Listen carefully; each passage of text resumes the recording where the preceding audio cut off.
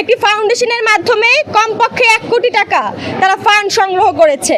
25 June 2025 প্রথম জাতীয় কাউন্সিলের মাধ্যমে আমরা একটি গণতান্ত্রিক নির্বাচিত কমিটি গঠন করি। সেই নির্বাচনে আমি সরাসরি ভোটের মাধ্যমে কেন্দ্রীয় মুখপাত্র নির্বাচিত হই। এছাড়াও আমাদের সাথে রয়েছেন সিনিয়র যুগ্ম সাধারণ সম্পাদক, সম্মিলিত প্রাইভেট বিশ্ববিদ্যালয়ের সদস্য সচিব। কিন্তু বাস্তবতা হলো আমাদেরকে আমাদের সাংগঠনিক দায়িত্ব পালন করতে দেওয়া হয়নি এবং ধারাবাহিকভাবে আমাদেরকে বাধাগ্রস্ত করা হয়েছে। কেন্দ্রীয় যোগাযোগ মাধ্যম, প্রশাসনিক অ্যাক্সেস থেকে আমাদেরকে বঞ্চিত করে রাখা হয়েছে। সকল প্রকার সিদ্ধান্ত রিফাত রশিদ এককভাবে নিয়েছে, যা সংগঠনের গণতান্ত্রিক চেতনার সম্পূর্ণ পরিপন্থী। এটি শুধু ব্যক্তিগত অবমূল্যায়নই নয়, এটি একটি সংগঠনের ভেতরে প্রাতিষ্ঠানিক বৈষম্য এবং ক্ষমতার অপব্যবহার। সাংবাদিক ভাইরা এবং দেশবাসীর কাছে আরও একটি বিষয় আমরা স্পষ্ট করতে আজকে এখানে উপস্থিত হয়েছি, সেটি হচ্ছে গণভোটে হ্যাঁ ভোটের পক্ষে প্রচারণার নামে আর্থিক অনিয়ম এবং লুটপাট। সাংবাদিক বন্ধু এবং প্রিয় দেশবাসী, এখানে আমরা সবচেয়ে গুরুত্বপূর্ণ এবং গুরুতর অভিযোগটি তুলে ধরছি। ত্রয়োদশ জাতীয় সংসদ নির্বাচনে গণভোটে হ্যাঁ এর পক্ষে দেশব্যাপী প্রচারণা চালানোর সিদ্ধান্ত নেয় বৈষম্য বিরোধী ছাত্র আন্দোলন। সেই অনলাইন মিটিংয়ে আমি প্রশ্ন করেছিলাম, এত বৃহৎ অর্থায়নের কর্মসূচির অর্থায়ন কিভাবে হবে? সেখানে উত্তর এসেছে যে ব্যক্তিগত খরচে কর্মসূচি বাস্তবায়ন করা হবে, বাবার টাকা দিয়ে কর্মসূচি বাস্তবায়ন করা হবে। কিন্তু পরবর্তীতে কোন ব্যক্তি, কোন সংগঠন কিংবা কোন প্রতিষ্ঠান থেকে ফান্ড সংগ্রহ করা হয়েছে এবং তা কিভাবে ব্যয় করা হয়েছে তা কেন্দ্রীয় মুখপাত্র, সিনিয়র যুগ্ম সাধারণ সম্পাদক, সম্মিলিত প্রাইভেট বিশ্ববিদ্যালয়ের সদস্য সচিব, আহত সেল সম্পাদক হওয়া সত্ত্বেও আমাদের কারো কাছে সেই সম্পর্কিত তথ্য উপস্থাপন করা হয়নি, বরঞ্চ গোপন করা হয়েছে। যেহেতু আমরা কেন্দ্রীয় সংগঠনের দায়িত্বশীল এবং প্রত্যেকটি সিদ্ধান্ত, কর্মসূচি বাস্তবায়ন জানার অধিকার আমাদের রয়েছে এবং এই সকল বিষয়ে সকলকে জানানোর অধিকার আমাদের আছে বলে আমরা মনে করি। আমরা বারবার জবাবদিহিতা চেয়েছি, প্রত্যেকবারই বিষয়টিকে অস্বীকার করা হয়েছে, এড়িয়ে যাওয়া হয়েছে। উল্টো আমাদেরকে ব্লেম দেওয়া হয়েছে যে আমরা সংগঠনকে অস্থিতিশীল করতে চাই, সংগঠনকে ভেঙে দিতে চাই, তার জন্য এই ধরনের কথা আমরা উত্থাপন করছি। সর্বশেষ 12 তারিখ কেন্দ্রীয় মিটিংয়ে তারা এটি স্বীকার করতে বাধ্য হয়। একটি ফাউন্ডেশনের মাধ্যমে কমপক্ষে 1 কোটি টাকা তারা ফান্ড সংগ্রহ করেছে। কিন্তু গুরুত্বপূর্ণ প্রশ্ন হলো, দেশ ও জাতির কাছে আমাদের গুরুত্বপূর্ণ প্রশ্ন, সংগঠনের কর্মসূচির জন্য গোপনে অর্থ গ্রহণ করায় এখানে স্বচ্ছতা এবং ন্যায়ের প্রশ্ন উঠেছে এবং তারা এখানে অন্যায় এবং অস্বচ্ছতার জড়িয়ে গিয়েছে।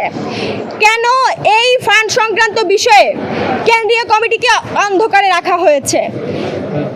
এমনকি আমাদের জেলা কমিটি থেকে শুরু করে অনেকগুলো ইউনিট কমিটিও এই ব্যাপারে, অধিকাংশ ইউনিট কমিটিও, অধিকাংশ বলতে গেলে আমরা যদি বলি আমাদের প্রায় সবগুলো কমিটি, ইউনিট কমিটি থেকে শুরু করে আমাদের কমিটিগুলোকে অন্ধকারে রাখা হয়েছে ফান্ড সংক্রান্ত বিষয়ে। প্রপার তথ্য এবং উপাত্ত তারা তাদের কাছে সরবরাহ করেনি এবং তাদেরকে জানায়নি, এবং সেই সাথে আমাদের কেন্দ্রীয় কমিটিকেও অন্ধকারে রাখা হয়েছে। এই অর্থের হিসাব কোথায়? কেন একজন নির্বাচিত মুখপাত্র, একজন সিনিয়র যুগ্ম সাধারণ সম্পাদক, সম্মিলিত প্রাইভেট বিশ্ববিদ্যালয়ের সদস্য সচিব, আহত সেল সম্পাদক হওয়া সত্ত্বেও এদেরকে তথ্য উপাত্ত সরবরাহ না করে কেন গোপন করা হয়েছে? বারংবার এই বিষয়ে প্রশ্ন করা হয়েছে।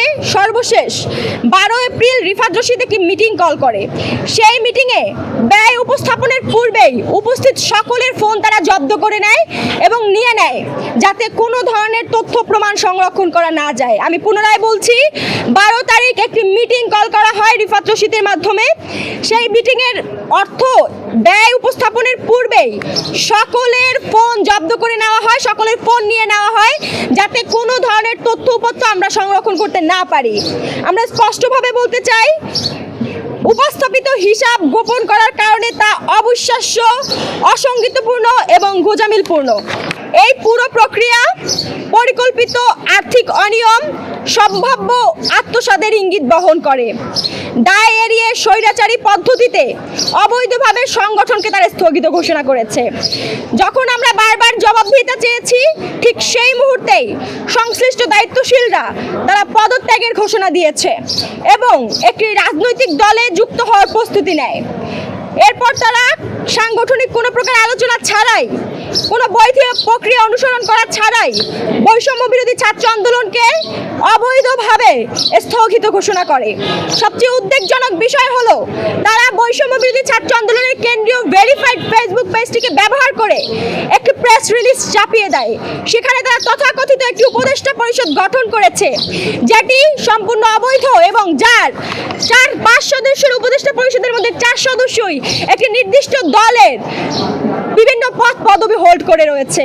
আমরা এখানে উল্লেখ করতে চাই, যেহেতু তাদের তরফ থেকে আমরা কোনো ধরনের তথ্য কিংবা কাগজ পাইনি যে কোথা থেকে আমাদের ফান্ডটি এসেছে এবং কিভাবে ব্যয় হয়েছে, সেটির জন্য আমরা প্রপার তথ্য এবং উপাত্ত পেতে বাংলাদেশ ব্যাংকের কাছে একটি চিঠি লিখেছি, যাতে বাংলাদেশ ব্যাংক খুব দ্রুত এই তথ্য উপাত্তটি আমাদেরকে সরবরাহ করে যে কিভাবে ফান্ড এসেছে, কোন থ্রুতে ফান্ড এসেছে, এবং এই বিষয়গুলো যাতে আমরা পরবর্তীতে বাংলাদেশ ব্যাংক থেকে তথ্য উপাত্ত পাওয়ার পরে আমরা পরবর্তীতে প্রেস ব্রিফিং এর মাধ্যমে আপনাদের সাথে উপস্থাপন করব।